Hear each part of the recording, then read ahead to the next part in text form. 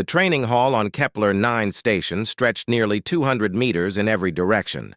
The walls were made of reinforced steel that could take hits from plasma weapons without showing a scratch. Bright lights hung from the ceiling, making every corner visible. This was where the best fighters in the galaxy came to learn. Instructor Zeftal stood at the center of the mat.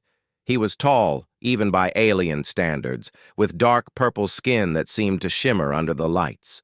4 powerful arms hung at his sides, each one capable of striking with enough force to dent metal. His species, the Velkorans, had been warriors for thousands of years. They had 4 eyes that could see in almost every direction at once.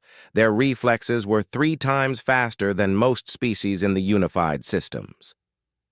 Zeftal had been teaching combat at the academy for 40 years. In that time, he had trained over 5,000 soldiers from 60 different species. He had fought in 3 wars and won medals that covered half his chest. When he moved, it was like watching water flow. Every motion had purpose. Every strike landed exactly where he wanted it. No cadet had ever beaten him in a sparring match. Not one. Today, he was teaching a class of 30 cadets. They came from all over the galaxy. There were Kronek, massive beings that stood 8 feet tall with muscles like carved stone. There were Shahari, thin and quick, with minds that could calculate complex battle strategies in seconds. There were Vex, who could breathe underwater and fight just as well below the surface as above it. And there was one human. Danny Cooper sat near the back of the group. He was average height, maybe 5'10".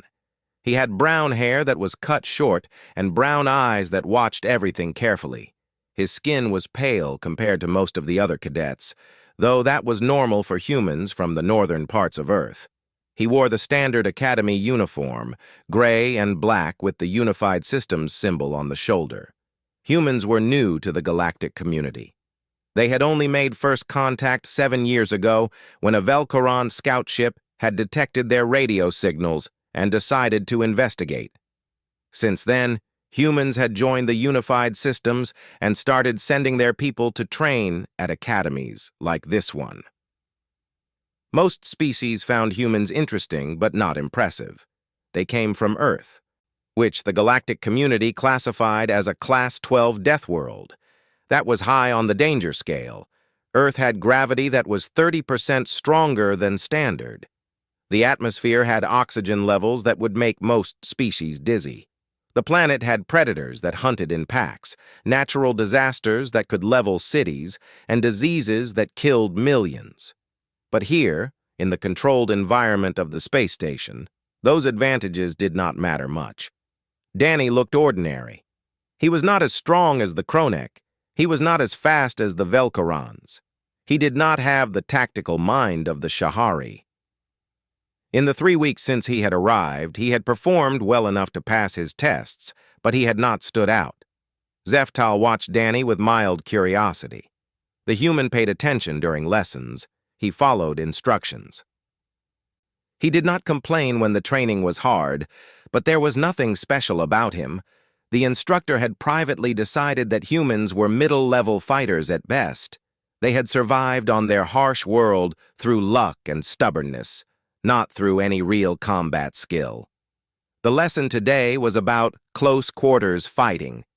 This was Zeftal's favorite subject. He stepped onto the center of the mat and called for the cadets to watch. They formed a circle around him, sitting cross-legged on the floor. Zeftal began his demonstration. His 4 arms moved in a blur of motion. He threw punches from high and low at the same time. His right arms struck forward while his left arms hooked around from the sides. He spun, kicked, blocked imaginary attacks, and countered with combinations that would overwhelm any single opponent. The movements were complex and beautiful, like a deadly dance that had been practiced for thousands of hours. The cadets tried to memorize what they saw. Some of them took notes on their data pads. Others simply stared, knowing they could never move that fast or with that much control. After 10 minutes, Zeftal stopped. He was not even breathing hard. He told the cadets to pair up and practice the basic forms. They would work on the first combination, the simplest one. Even that would take most of them months to learn properly. The cadets stood and found partners. Danny paired with a Vex named Koro, a being that had blue-green skin and gills on the sides of his neck. They moved to an open space on the mat and began practicing. Koro tried to copy the instructor's movements, his arms moving in approximations of the strikes they had just seen. Danny did something different. Instead of trying to copy Zeftal's complex forms, he practiced a simple movement. He stood with his feet shoulder-width apart, then rotated his body 90 degrees while keeping his weight centered. Then he rotated back, then to the other side. Over and over, he did this same basic pivot. Koro noticed after a few minutes. He asked Danny what he was doing. That was not the drill the instructor had shown them. Danny smiled and said he was working on footwork. Koro shrugged and went back to his own practice. Zeftal walked between the pairs of cadets, correcting their form and offering advice. When he reached Danny and Koro, he stopped. He watched the human for a long moment. The movement Danny was practicing looked too simple to be useful. It was just a rotation, nothing more. There were no strikes, no blocks, no grappling techniques. The instructor said nothing. If the human wanted to waste time on basic footwork instead of learning real combat techniques, that was his choice. Zeftal moved on to the next pair of cadets. The class continued for another hour. By the end, most of the cadets were tired and sweating. Even the Kronek, with all their strength, were breathing hard. Combat training at the academy was designed to push every species to their limits. Danny was sweating too, but he did not look exhausted. He had spent the entire hour working on that same simple pivot, thousands of repetitions. His movements had become smoother as the class went on, more automatic. He did not have to think about where to put his feet anymore. His body just knew. When Zeftal dismissed the class, most of the cadets headed straight for the showers. They would eat dinner and then collapse in their bunks. Tomorrow would be another hard day of training. But Zeftal had one more announcement. He told the cadets to wait. Tomorrow, he said, he would offer them a special challenge. Any cadet who thought they were ready could face him in the sparring ring. If they could land even one clean strike on him during a full combat drill, they would receive top marks for the entire semester. No questions asked, no other tests required. The cadets looked at each other with excitement and fear. They all knew the instructor's reputation. No one had ever managed to hit him during these challenges. But the reward was too good to pass up. A few of the cadets started talking. The next morning came early at the academy. Cadets woke at 0600 hours for physical training, then breakfast, then combat lessons. By 0900 hours, everyone was back in the main training hall, stretched and ready. Zeftal stood waiting for them. He wore his practice armor today, a light version that protected vital areas but still allowed full movement. His forearms were wrapped with the standard sparring tape, white fabric that would show any contact clearly. He looked calm and confident, just like always. The cadets filed in and took their positions around the mat. The energy in the room felt different today. Everyone knew what was coming. The challenge. The chance to face the instructor and maybe, just maybe, land that one strike that would secure their grades for the entire semester. Zeftal began with the usual morning brief. He reviewed what they had learned yesterday, asked questions to make sure everyone understood the basic principles. Then he moved on to today's topic. They would be working on defense against multiple attackers. He would demonstrate first, then the cadets would practice in groups of 3. But before all that, there was the matter of the challenge. The instructor walked to the center of the sparring ring, a raised platform about 10 meters across.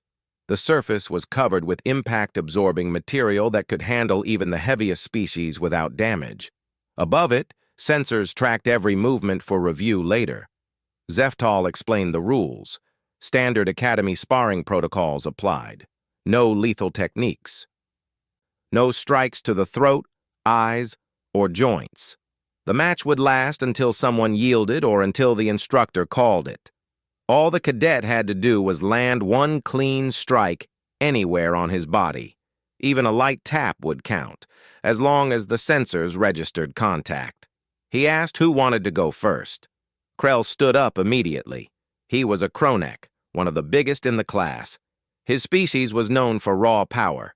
Krell could lift twice his body weight, which meant he could lift nearly 1,000 pounds. His arms were thick as tree trunks, and his skin had a natural armor that could stop small blades. Krell climbed onto the platform. He rolled his shoulders and cracked his knuckles. Several cadets cheered for him. If anyone had the strength to get through the instructor's defenses, it was Krell. The match began. Krell charged forward like a bull. He threw a massive overhand punch that would have knocked most beings unconscious. Zeftal simply stepped to the side. The punch hit nothing but air. Krell tried again, this time with a combination: right hook, left cross, knee strike. The instructor flowed around each attack like smoke. For 2 minutes, Krell attacked with everything he had. He used all his strength, all his speed. Sweat poured down his face. His breathing became heavy, but not one strike landed. Zeftal barely seemed to be trying. He moved with minimal effort, always just out of reach. Finally, the instructor called the match. Krell had exhausted himself. He climbed down from the platform, frustrated but not surprised. Everyone had known it would be difficult. Next came Sia, a Shahari female with silver skin and large black eyes. Her species was famous for strategy and tactical thinking. If Krell represented the direct approach, Sia represented the calculated one. She spent several seconds studying Zeftal before making her first move. Her attacks were precise and measured. She threw feints to test his reactions, tried to find patterns in his movements. For a moment, it seemed like she might have figured something out. She threw a low kick that made the instructor shift his weight, then immediately followed with a high strike aimed at his shoulder. But Zeftal had seen that combination before. He had taught it, in fact, 3 years ago to another Shahari cadet. He blocked with one arm while 2 others were already moving to counter. Sia found herself off balance, defending instead of attacking. The match ended 40 seconds later. 3 more cadets tried. A Vex named Koro who could move incredibly fast in short bursts. A Draxi who had retractable claws and could climb walls. A Zenthor whose species had natural camouflage abilities. Each one brought their unique advantages to the platform. Each one failed.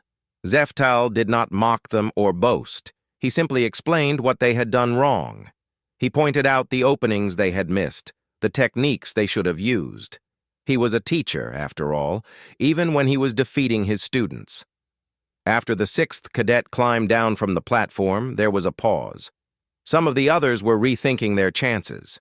Maybe the reward was not worth the embarrassment of losing in front of everyone. Then Danny raised his hand. The training hall got quiet. Most of the cadets had forgotten the human was even there. He had been sitting in the back, watching each match carefully. Now he stood and walked toward the platform. Zeftal turned to look at him. The instructor's 4 eyes focused on the human with curiosity. In 3 weeks, Danny had not volunteered for anything. He completed his assignments, passed his tests, but never drew attention to himself. Now here he was, ready to face an opponent who had just defeated 6 much stronger and faster cadets. Danny climbed onto the platform. He was not wearing armor, just his standard training uniform. He looked small compared to Zeftal, who stood nearly a foot taller and had twice as many limbs. But before the match could begin, Danny asked a question. Could he show the instructor something first? A technique from human military training? Zeftal's mandibles clicked. It was the Velkaran equivalent of a smile. This was interesting. The human wanted to teach him something? A species that had only been in space for 7 years wanted to show him, a combat master with 40 years of experience, a new technique? The instructor agreed. He was confident enough to allow it. Besides, he was curious. What could this Deathworlder possibly know that he did not? Danny began to explain. On Earth, human soldiers learned hundreds of different fighting techniques. But there was one drill that every soldier practiced from their first day of basic training. It was called the cruciform pivot. The name came from the shape the movement created, like a cross drawn on the ground. He demonstrated the movement slowly. He stood with his feet at shoulder width, weight balanced evenly. Then he rotated his body 90 degrees to the right, keeping his feet planted but shifting his weight to the balls of his feet. His arms stayed in a protective position near his chest. Then he rotated back to center, then 90 degrees to the left, then back to center again. That was it. The entire technique. Several cadets looked at each other in confusion. That was what the human wanted to show them? Basic footwork? They had all learned similar movements in their first week of training. There was nothing special about it. Danny continued his explanation. He said the movement looked simple, and it was. Human drill sergeants could teach it to new recruits in about 5 minutes. But there was a difference between learning the movement and mastering it. Human soldiers practiced this pivot thousands of times. They did it until they could perform it perfectly, while exhausted, while injured, while under fire. Zeftal listened politely. He could see the efficiency in the movement. The human kept his center of gravity low and stable. The rotation allowed him to change direction quickly while maintaining balance. It was solid basic technique, but basics were not enough to land a strike on a master. Danny then asked if the instructor would like to try it. Zeftal agreed. He mimicked the human's stance and performed the pivot. His 4 arms made the balance slightly different, but he adjusted quickly. Within a few attempts, he was executing the movement with technical precision. The instructor asked what the purpose was. Where was the strike? Where was the counter? This was just footwork. Danny nodded. That was exactly the point. The cruciform pivot was not the sensors around the sparring platform, activated with a soft hum. They would track every movement, record every strike attempt, measure the speed and force of each attack. Later, the cadets could review the footage and learn from what they saw. Danny and Zeftal stood facing each other, about 3 meters apart. The human looked calm, his breathing steady and even. His hands were up in a basic guard position, nothing fancy. His feet were shoulder-width apart, knees slightly bent.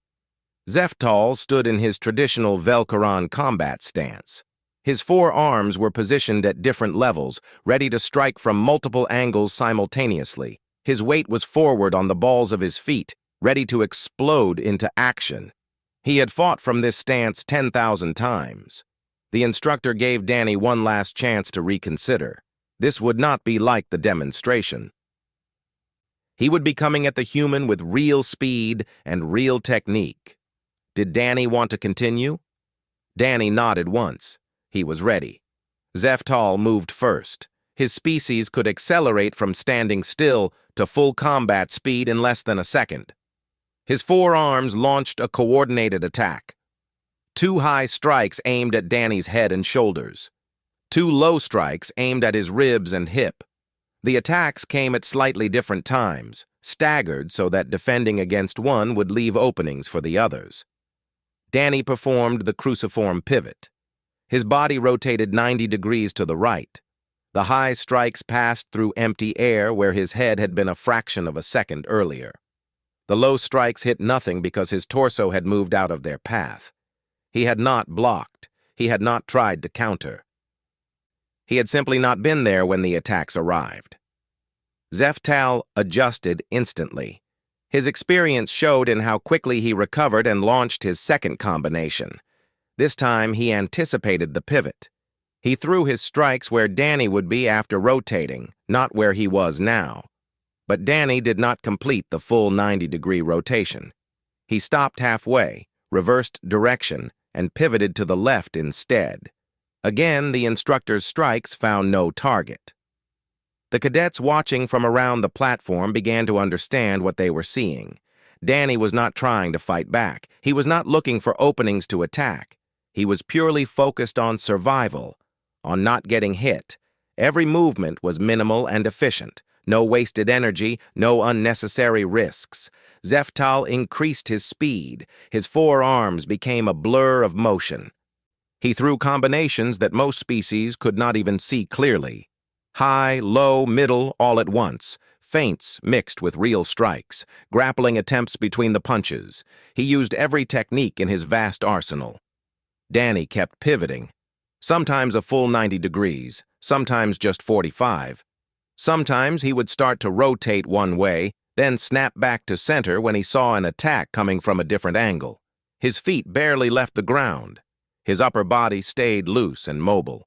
His eyes never left the instructor's center mass, watching for the tells that would show which direction the next attack was coming from. 10 seconds passed, then 20. Zeftal had not landed a single clean strike. A few of his attacks had come close, grazing Danny's uniform or missing by centimeters. But the sensors registered no solid contact. The instructor began to feel something he had not felt in years. Frustration. Not anger, but genuine frustration. How was this human, this average-looking being from a species barely out of their own solar system, managing to avoid his strikes? Danny was not faster. The sensors proved that. His reaction time was actually slower than Zeftal's, but somehow he was always moving before the attacks reached him. Then the instructor realized what was happening. Danny was not reacting to the strikes themselves. He was reacting to Zeftal's body language. The slight shift of weight before a punch, the tensing of muscles before a kick, the small rotation of shoulders before a grappling attempt. The human was reading his intentions and moving preemptively. This was a skill that usually took decades to develop. Zeftal himself had only mastered it after 20 years of constant fighting. How could this young human be doing it now? The answer was simple, though it took the instructor a moment to understand. Danny had drilled the cruciform pivot so many times that he did not need to think about the footwork anymore. His body performed the movements automatically, which freed his conscious mind to focus entirely on reading his opponent. It was the same principle Zeftal used when performing his complex combinations. When technique became automatic, you could focus on strategy. At the 30-second mark, Zeftal tried something different. He stopped attacking and simply watched. Danny stopped pivoting and watched back. They stood facing each other, both breathing harder now, but not exhausted. The instructor spoke. He said this was impressive. The human had good survival instincts, but survival was not the same as winning. Eventually, Danny would tire. His muscles would slow down, his reactions would get weaker, and then one of the attacks would land. How did Danny plan to actually complete the challenge and land a strike? Danny did not answer with words. Instead, he gestured at the instructor's current stance. Without thinking about it, Zeftal had shifted his positioning. He was no longer in his traditional Vel-Koran combat stance. He had adapted his footwork. He was using elements of the cruciform pivot himself now, resetting his position between combinations, using that same efficient rotation. The instructor looked down at his own feet and realized Danny was right. He had unconsciously incorporated the human's technique into his own fighting style. It had made his attacks more efficient, less wasteful, but it had also created a new pattern in his movements, and Danny, who had practiced this pivot tens of thousands of times, could recognize that pattern instantly. Zeftal's mandibles clicked again, but this time not in amusement. This was respect.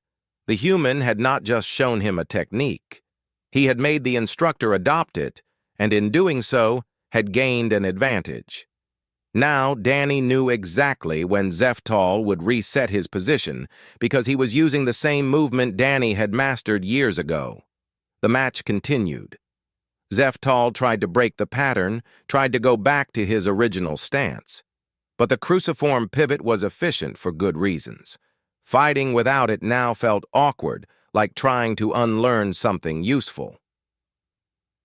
His forearms were designed for simultaneous attacks, but they still needed proper footwork to generate maximum power.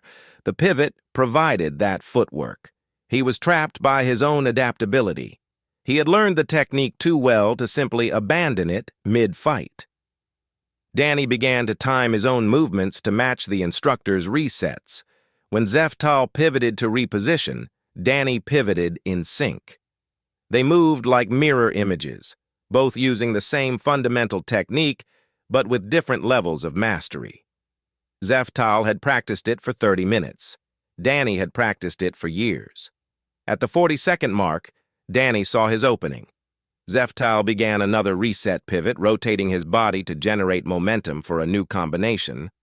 All 4 of his arms were in motion, committed to the rotation, for exactly 1/3 of a second. His balance was entirely focused on completing the turn. In that tiny window, he could not change direction or pull back his limbs without falling. Danny moved. He did not pivot this time. Instead, he stepped forward and to the side, moving into the space Zeftal was rotating away from. His right hand extended, fingers together, moving in a straight line toward the instructor's shoulder guard. The tap was so light it would not have bruised a child. But it was undeniably contact. The sensors registered it immediately, emitting a soft tone that meant a clean strike had been recorded. The training hall fell completely silent.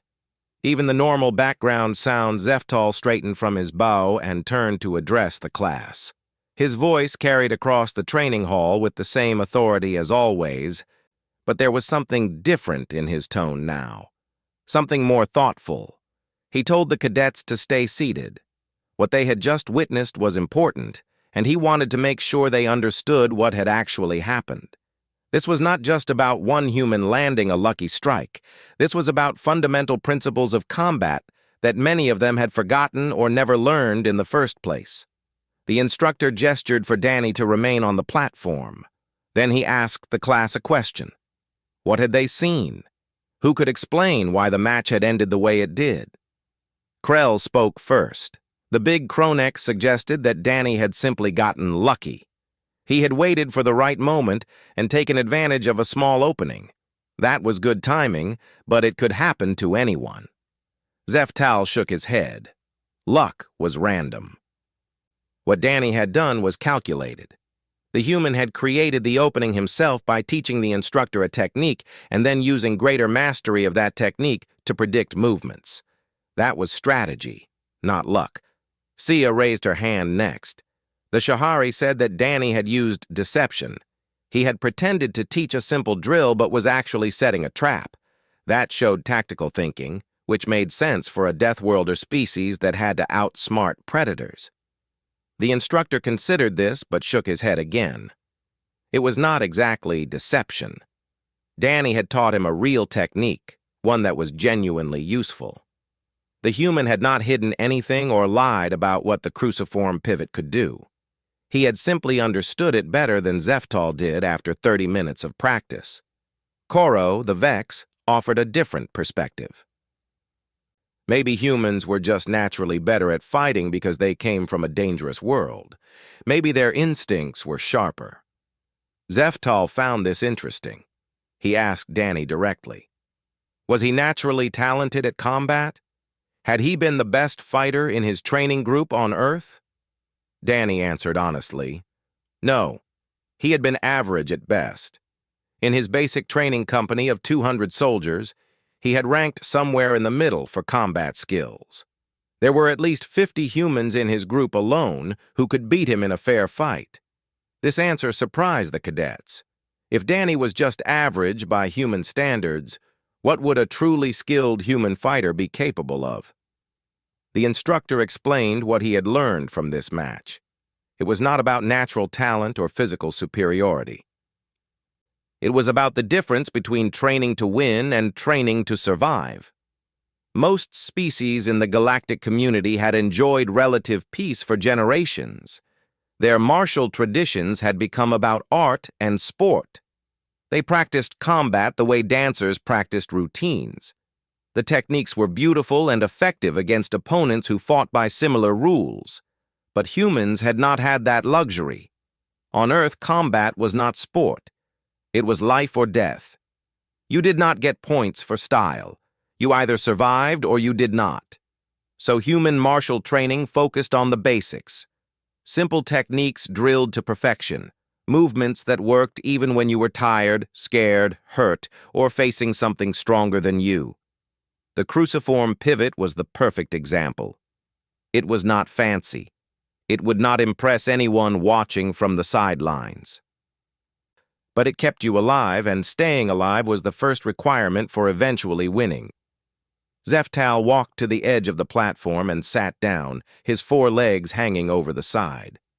This was unusual. Instructors did not sit during lessons.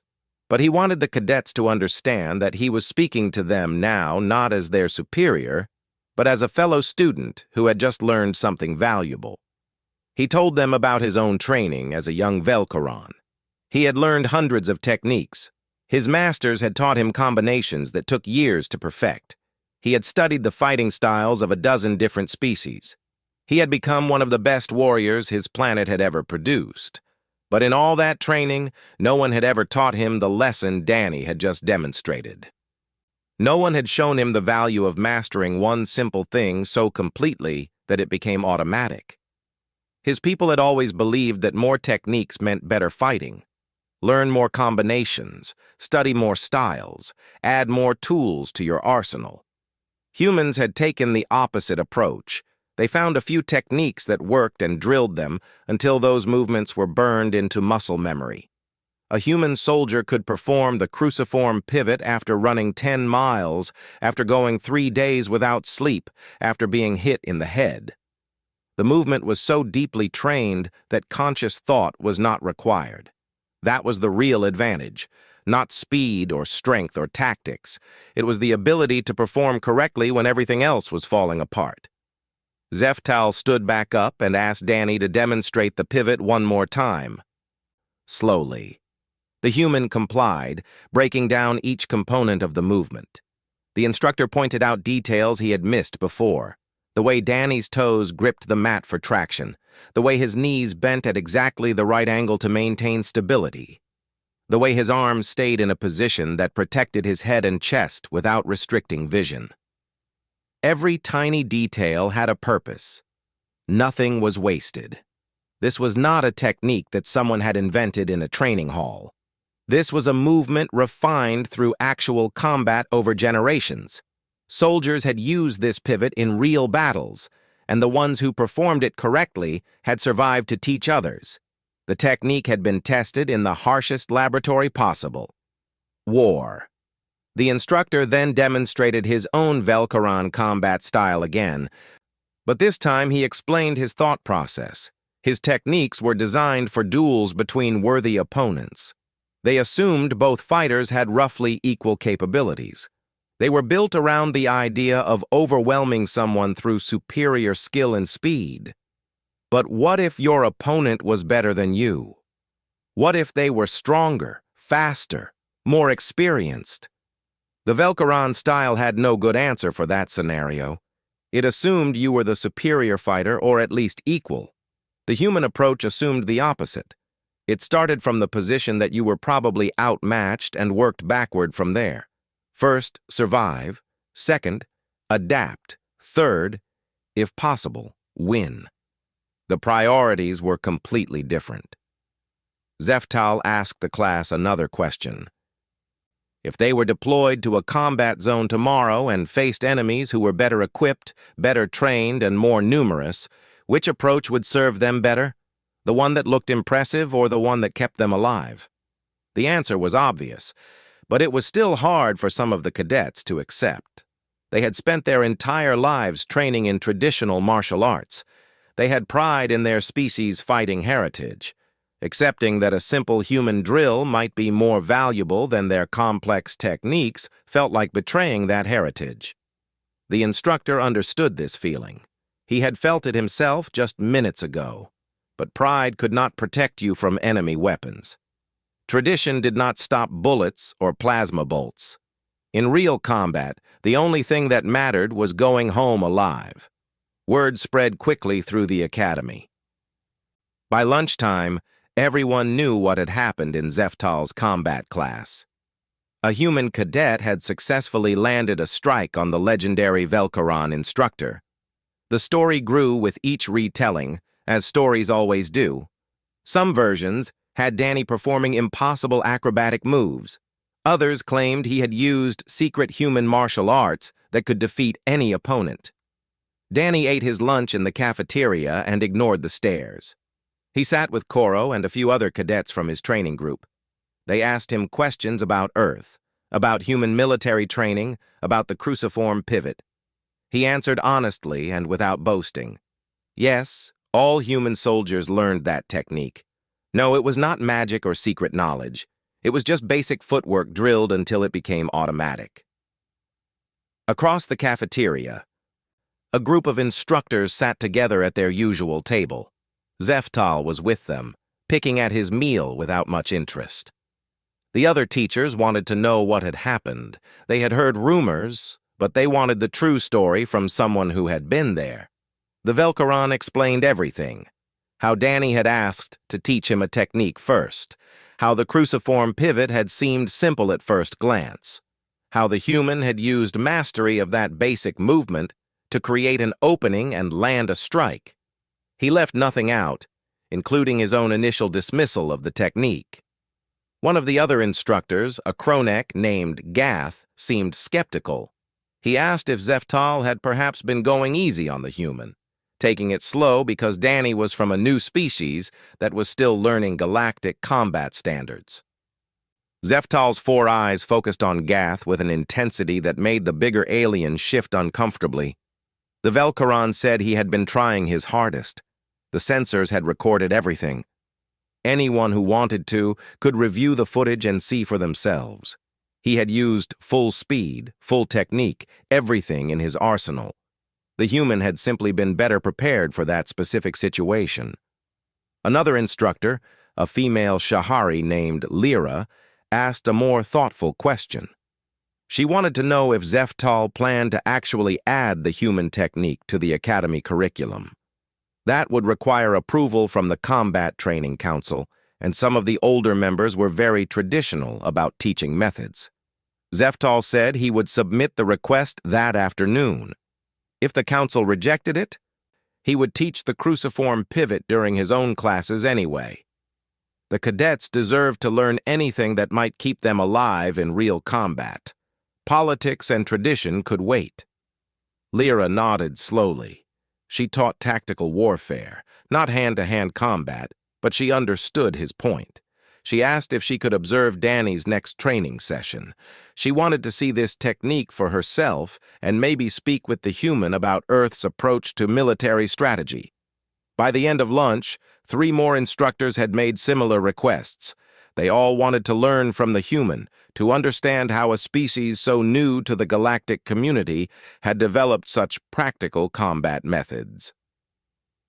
That afternoon, Zeftal found Danny in one of the smaller practice rooms. The human was alone, working through his drills. He performed the cruciform pivot 50 times to the right, 50 times to the left, then 50 times alternating. His movements were smooth and consistent, each repetition almost identical to the last. The instructor watched from the doorway for several minutes before Danny noticed him. The human stopped mid-pivot and turned to face Zeftal. He asked if something was wrong. Had he broken some rule by using a private practice room? Zeftal said no, everything was fine. He just had a question. How many times had Danny performed the cruciform pivot in his life? Total repetitions, if he could estimate. Danny thought about it. He had started learning it at age 18 during basic training. The drill sergeants made them practice it 50 times every morning for 12 weeks.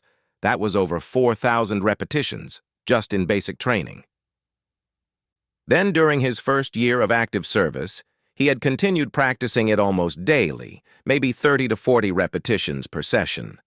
Over 5 years of service, accounting for deployments and busy periods where training was light, he estimated somewhere between 30 and 40,000 total repetitions. Zeftal absorbed this number, 40,000 times.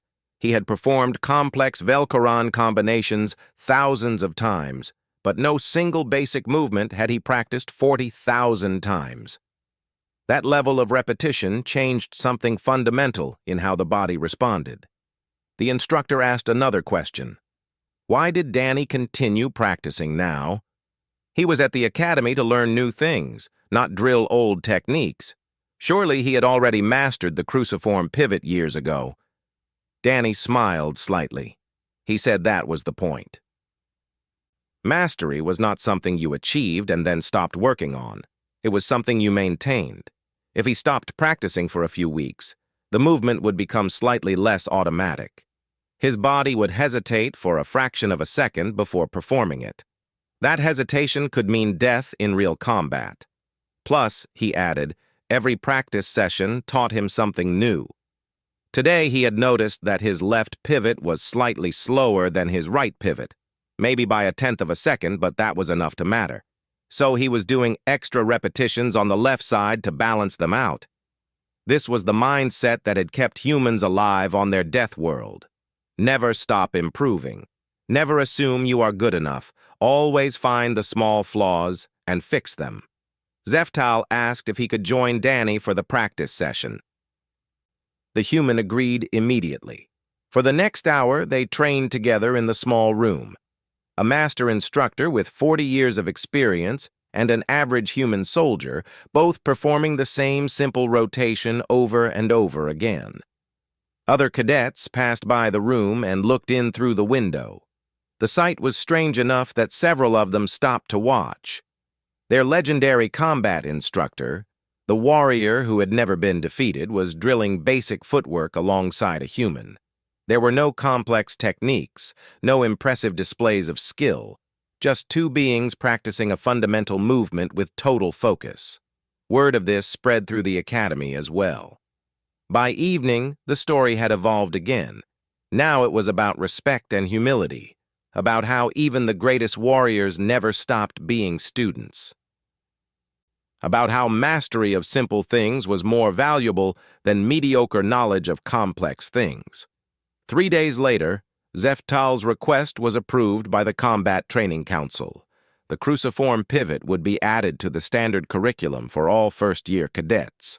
Danny was asked to record a detailed instructional video that would be used throughout the Unified Systems military academies. He agreed, but insisted that any human military instructor could teach it just as well. There was nothing special about his version. The video was recorded in the main training hall with proper lighting and multiple camera angles. Danny demonstrated the technique slowly, explaining each component, then at full speed, then while tired, then while off balance, then while defending against an imaginary attack. The whole recording took 3 hours and would eventually be watched by millions of cadets across the galaxy. During the recording, Zeftal stood off camera and watched. He had performed the pivot several thousand times now over the past few days. It was starting to feel natural, starting to become automatic. He could feel his combat style changing, becoming more efficient. His 4 arms were powerful, but now they were supported by better footwork. His strikes were faster because he was wasting less energy on unnecessary movement. The other instructors had noticed the change as well. Several had started incorporating the pivot into their own classes. The Kronek instructor Gath had initially been skeptical, but after trying it himself, he had to admit it improved his stability during heavy strikes. The Shahari instructor Lyra found it helped her students maintain better positioning during tactical retreats. A new term began circulating through the academy: Deathworld efficiency. It referred to the human approach of finding the most practical solution to a problem and drilling it until it became instinctive. No wasted motion, no unnecessary complexity, just effective technique practiced to perfection. Some species took to this philosophy better than others. The Kronek, who valued strength and directness, appreciated the straightforward nature of it. The Vex, who needed to be efficient with their energy underwater, found it aligned well with their own combat traditions. Even the proud Velkarons, after getting over their initial resistance, recognized the value. 2 months after Danny had landed that first strike, the Academy held its quarterly combat assessment. All cadets were tested on their progress and ranked against their peers. Danny performed well, but not exceptionally. He ranked in the top 30% of his class, which was respectable but not outstanding. There were still cadets who were faster, stronger, and more technically skilled. But something interesting happened during the assessment matches. When cadets faced opponents who seemed superior to them, many of them defaulted to the cruciform pivot. They used it to survive the opening seconds of combat, to weather the initial storm of attacks, to stay alive long enough to find their opponent's weakness. The technique did not help them win every match, but it significantly improved their survival rate against better opponents. The Academy staff reviewed the assessment data with great interest. Overall combat effectiveness had improved by nearly 12% across all species since the cruciform pivot was added to the curriculum. Injury rates during training had dropped by 8% because cadets were better at protecting themselves. And perhaps most importantly, cadet confidence had increased. They no longer feared facing superior opponents because they knew they had a reliable technique for surviving the crucial first moments of combat. Zeftal reviewed these numbers in his office late one evening. He thought about his conversation with Danny all those weeks ago, about survival versus winning, about mastery of simple things versus mediocre knowledge of complex things, about how humans had survived on their harsh world not through superiority, but through persistence and adaptation. The galaxy had much to teach humans about technology, about science, about the vast civilizations that existed beyond Earth. But humans, it seemed, had much to teach the galaxy as well. Sometimes the most important lessons came from the most unexpected sources. Sometimes the beings you dismissed as primitive or average had survived challenges that would have destroyed more advanced species. The Velcaron stood and walked to his window. Outside, Kepler 9 station orbited a distant star, a symbol of galactic unity and cooperation. Inside, hundreds of cadets from dozens of species trained together, learning from each other's strengths and compensating for each other's weaknesses. Zeftal had been humbled by a simple drill taught by an average human soldier, but that humbling had made him a better instructor. It had reminded him that combat was not about looking impressive or maintaining tradition. It was about survival, and anyone who survived, regardless of how they looked doing it, had something valuable to teach. He returned to his desk and began planning tomorrow's lesson.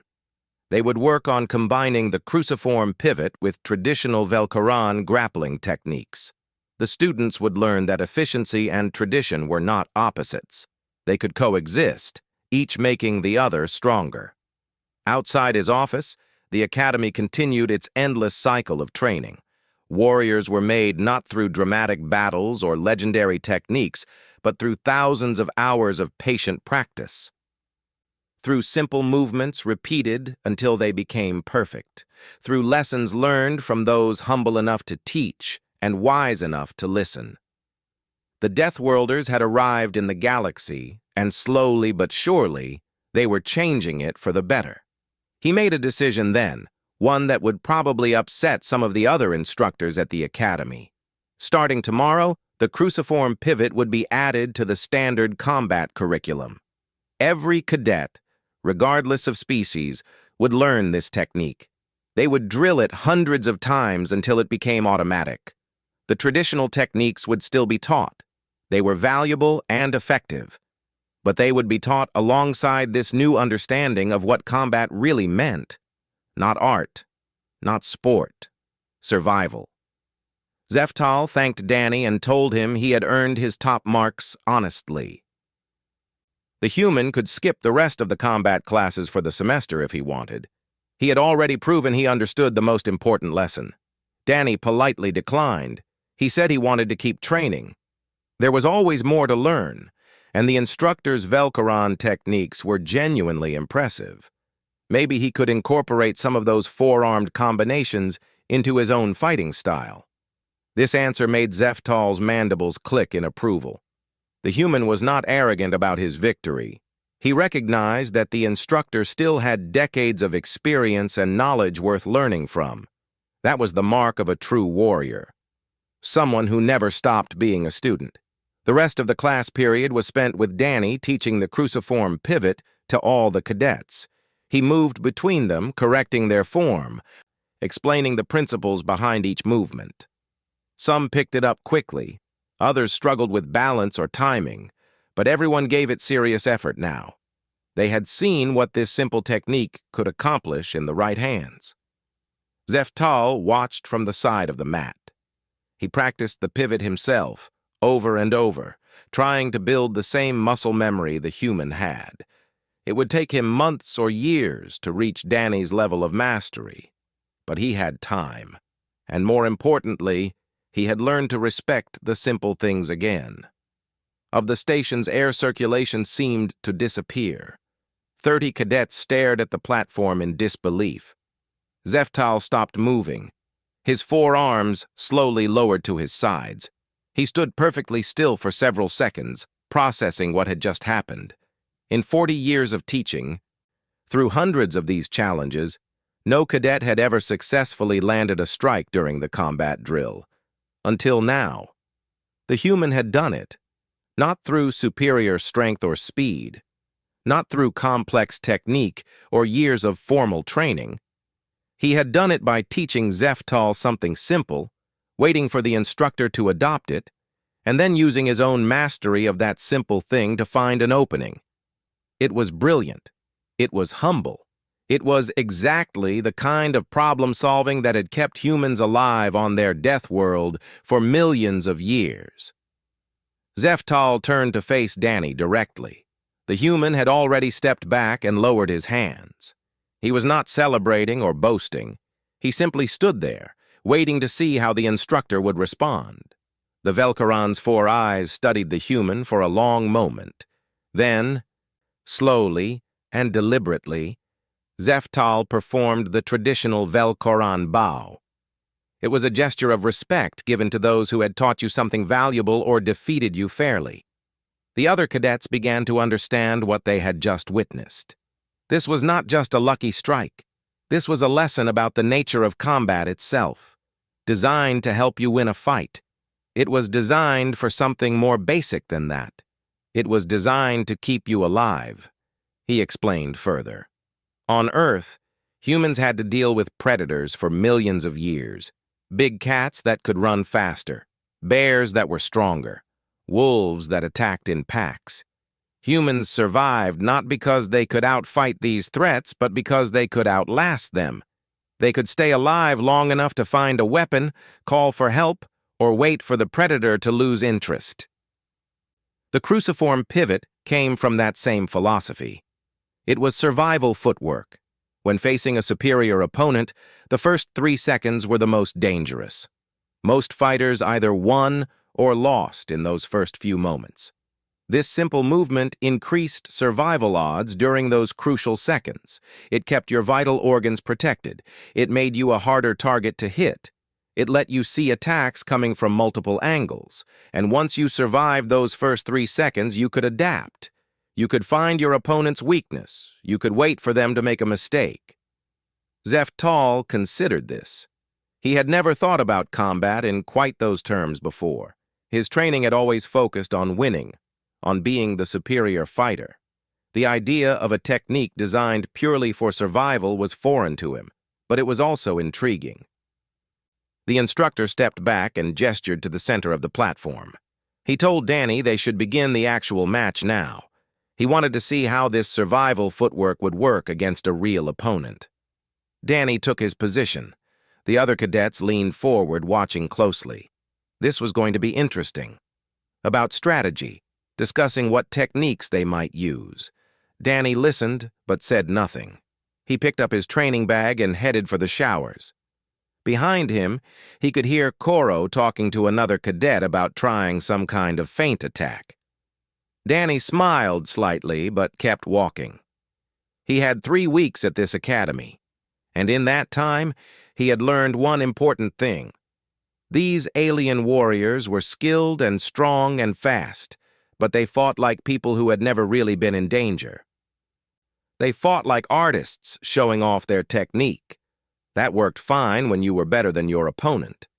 But Danny had learned to fight on Earth, where technique did not always matter, where sometimes you just needed to survive long enough to find any advantage at all.